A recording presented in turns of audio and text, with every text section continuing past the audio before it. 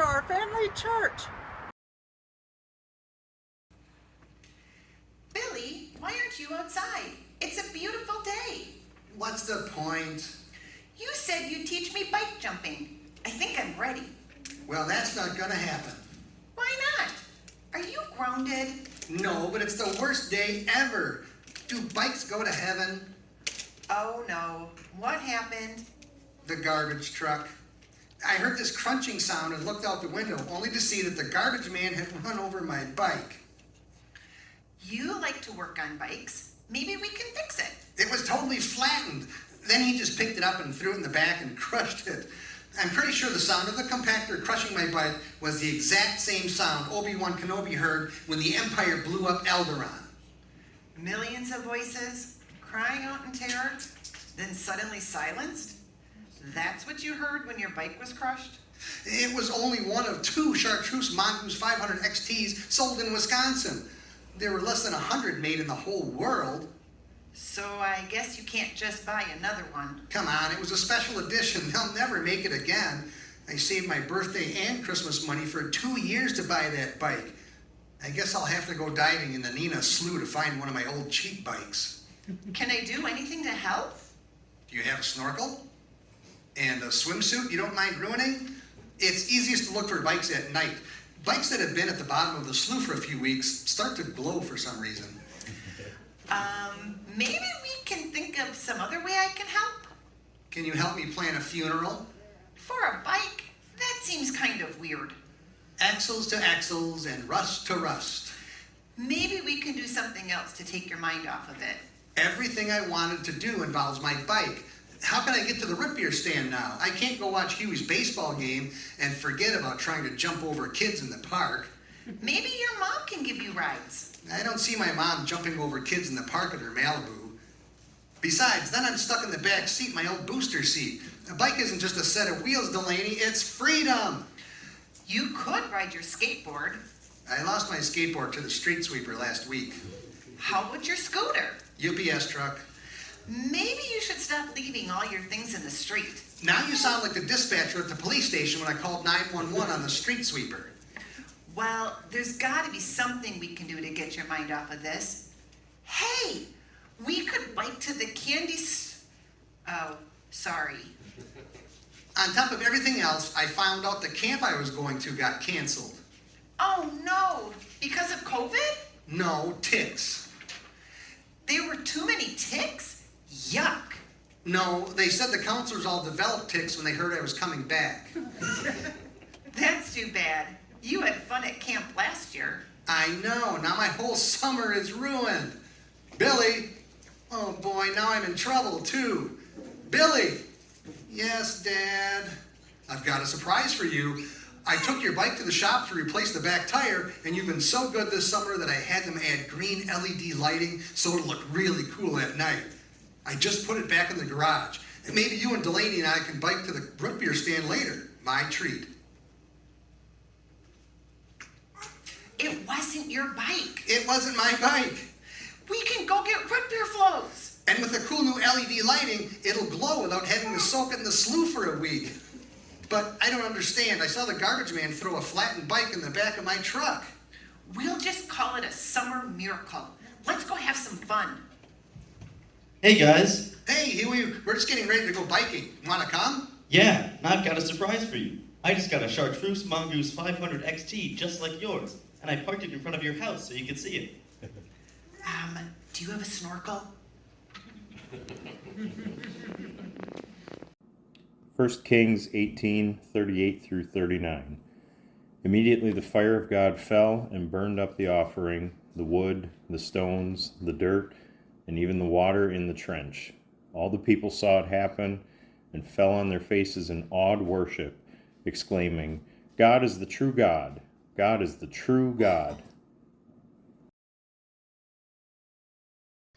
It's another weird story today from the Old Testament. Last week we heard about the reign of Ahab and Jezebel and all the crazy things that they did and the crazy ways they died. We heard that one of the things Jezebel did that made her bad was trying to get all of God's people to worship the god of her homeland, Baal. And also, she tried to kill all of God's prophets. People were gradually following God less, in large part because of the pressure from the royal family to switch. There was fear. It was publicly known that people had been chased out of the country or killed for standing up for God. And the king wasn't leading them to worship God. The king was focused on other things like money and power. Now, Baal was known to be a god of fertility and weather. So he was supposed to help make your crops grow, and he kept you afraid by using thunder and lightning. Fertility was a big deal back then. Fertility of your crops, and also being able to produce children. If you couldn't have children, it was kind of a shameful thing, unfortunately. People treated you differently. And Baal was worshipped over a pretty wide range of territory over several hundred years, all the way from Egypt to Greece. We need to remember that a big part of the Jewish faith, a big part of our God, is monotheism, one God. If you try to worship God, but hedge your bets with some other gods or magical powers or that sorts of thing, that's unacceptable to God. God expects us to have just one God. So even if the Jews sort of played along with Baal in order to appease the king and queen, to fit in, they were violating the Ten Commandments. And they knew this. They had been taught this. There came a point when Elijah thought he was the last prophet alive. He felt like it was a breaking point, that if it got any worse, no one would be left who believed in God. Now, his job was to remind Ahab to follow God, but he had tried many times. And if he tried to just go tell Ahab once again to follow God, he knew he'd probably end up dead. Now, Elijah was willing to die for his faith, but he wasn't willing to die just because of Ahab. He knew that it was important to have someone to tell the truth and call out the king and queen's bad behavior. So it was important for there to be a prophet still living. Now, he had been hiding for 3.5 years out in the wilderness, hiding from Ahab and Jezebel and their attempts to kill him. Now, Ahab had even put out word to the neighboring kingdoms and made them promise that they were not hiding Elijah. It was like an APB was out on him far and wide. 3.5 years is a long time to be alone in hiding. It's a long time spiritually and emotionally to be isolated. It's a long time to have to provide for yourself. There'd been a drought, so it was extra challenging. You couldn't easily just grow a garden or obtain food, because food was kind of scarce, and so was drinking water in many places. Ahab had told everyone in the nation that Elijah and God were causing the drought, to kind of help motivate them to dislike Elijah and maybe turn him in. Well, finally, after 3.5 years in hiding, God sent Elijah out. And he sent him out to have a big confrontation. It's sort of a Hail Mary. I mean, things were desperate. At this point, it didn't seem like anything could get much worse. Elijah knew that there was a good chance that if things didn't go just right, he could end up dead. He went to challenge Baal and Ahab and Jezebel. And once he arrived back in civilization, he found out that another prophet, Obadiah, had been hiding other prophets of God in caves and keeping them fed all this time. About 100 prophets. Well, Elijah wasn't alone after all. You have to think that gave him a little boost of excitement and maybe courage. He told Ahab that he wanted to issue this challenge. He told him, bring all the prophets of Baal and Asherah. Asherah was Baal's goddess wife, And Jezebel also worshipped her and had some prophets that, priestesses, that sort of thing, who were of Asherah. In all, there were 850 prophets of Baal and Asherah in Israel at that time who were connected to Jezebel. And everybody was invited. All the people in the kingdom could come to watch. And so they put out some publicity, let everybody know, and there was a huge crowd for this event. And the event was a contest. And it was fairly simple. They went on a mountain, and Jezebel and Ahab's people were to prepare 2 big altars. Each altar would have a big pile of firewood with all the kindling and everything, like a bonfire, all ready to be lit. And also a bull to be burned in sacrifice. So they prepared both altars. And then Elijah let them choose which altar they wanted and which would be his. He let them choose which bull they wanted. And then Elijah said, okay, go ahead and prepare the bull for sacrifice, cut it up how you do, and I'll cut up mine how I do. And then you go ahead and have your God light your altar on fire. Now, Baal was supposed to be in charge of lightning, and they always talked about how Baal was super powerful and could burn things and stuff. So Elijah had set up the contest as one that really was aimed at Baal. It was one that Baal should be able to win if he was at all real. So the 850 prophets did the rituals. They did all their praying, but the fire didn't light. So they prayed more, and it got louder, and it was yelling, and it went on for hours. Elijah stepped in after some hours and asked if maybe Baal had slept in that morning, although by this time it was late in the morning. He said maybe you should pray even louder to try to wake him up. Maybe he's in the bathroom, or perhaps he's traveling right now. There was a vacation he had scheduled, and so he can't hear you because he's too far away. Of course, this was a taunting insult because gods are supposed to be able to hear you from the heavens wherever you are. Then he implied that maybe Baal was too busy or just above them, like he was too cool for these particular people. And all this taunting just made them mad. And it made them try even harder. They were desperate to not be embarrassed. Finally, after several hours of watching them fail to get even a puff of smoke out of this very dry fire that they had set all ready to burn, Elijah quietly dug a trench all the way around his altar. And he set up 12 stones. Now, this was a common practice for the ancient Jews that represented the 12 tribes of Israel. And they would set up this little pile of 12 rocks to indicate important events, times of worship, that sort of thing. He prepared his bull and put it on the firewood.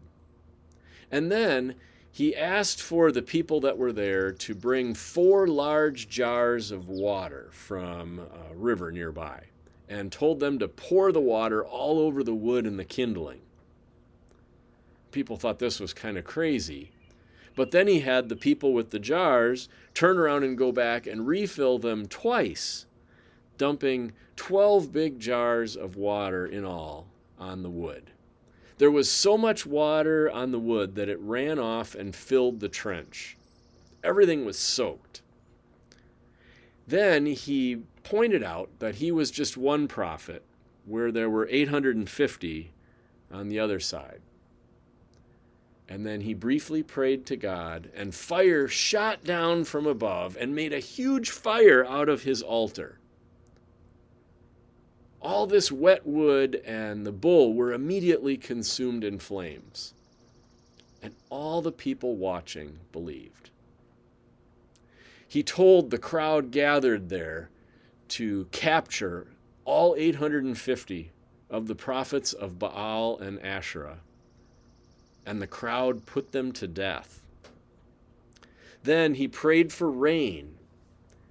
Remember, there had been a drought on for years. He prayed for rain, and it rained hard for the first time in forever, and the terrible drought was over. The people realized that the drought was not because God or Elijah were bad, and it was not because Baal wanted the drought. They realized Baal was just a made-up thing. They should stop following false idols, even if it made things difficult for them with the king and queen. This had been a miracle after all. And after that, things began to turn around in the kingdom. Elijah, after being so depressed and stuck in hiding in the desert, after all the years of dealing with this terrible king and queen, he finally got to see things get a little bit better. Now, this is a great story of God physically doing something to make things better in the world. We don't get a lot of those. Most of the time, it's up to us to be inspired by God to do the work ourselves. There was an important turning point in history. Sending Jesus to the world changed the old system. Now, the old system was that people felt disconnected from God, and periodically they would stop believing. And then God would pull off some big miracle like this to get them to believe again. By sending us Jesus, we got out of the old laws, the required sacrifices, and we didn't have such a gap between us and God. People got to connect to God directly, face to face, while Jesus was alive on the earth. And we continue to have that personal relationship anytime. All we have to do is pray. Frankly, waiting around for the next miracle was not a great way to live. When we hear a story like this, it's easy to be a little bit jealous. It'd be really cool to see something like that. Imagine seeing the Red Sea parted, or the rainbow that appeared to Noah and his family, or seeing Jesus heal someone who has been physically and emotionally in a terrible place. The reality is, people suffered for generations before they escaped at the parting of the Red Sea. Many people were killed in that flood before the rainbow happened. And when people were waiting around for the next miracle, all these times, life was very difficult and they felt very separated from God. We can have a relationship with God all the time. We don't have to be a special prophet, and we don't need to see a miracle on that grand a scale. I have a question for you, and I'm going to have you pause the video in just a minute to think about the answer to the question. I want you to think about when we feel like the world is dark and difficult. It's nice to have a sign, a reminder of hope. Can you think of something that brings you hope and reminds you of God? Take a minute and think about it.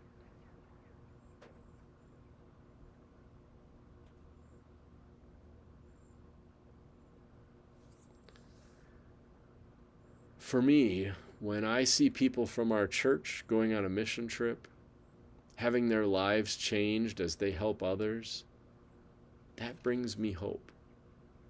When I see a young person stand up for what they believe in, I see them being passionate about justice or the poor or something that really needs to change in our world. That brings me hope. When I see people caring for one another in a time of need, I am hopeful. When I see someone praying for someone else, or when I know somebody is praying for me, I'm hopeful.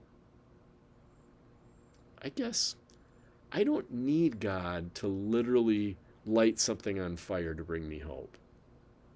I mean, that would be cool, but I'm not really expecting it.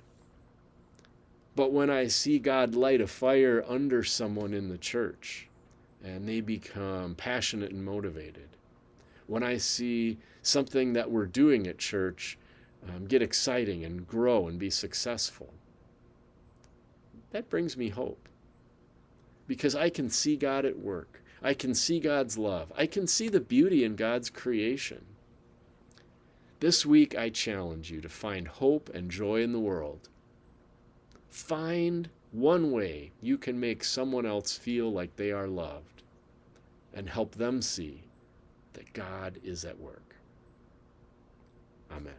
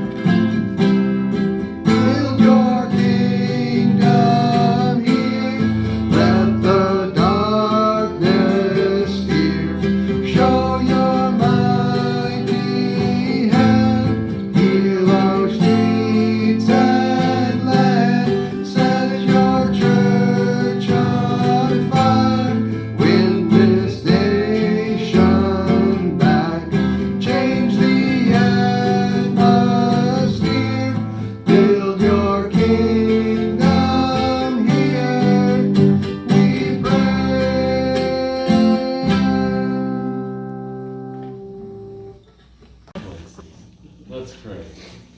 Our Father, who art in heaven, hallowed be thy name. Thy kingdom come, thy will be done, on earth as it is in heaven.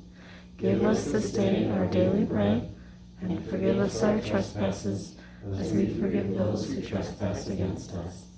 And lead us not into temptation, but deliver us from evil. For thine is the kingdom, power, and the glory forever.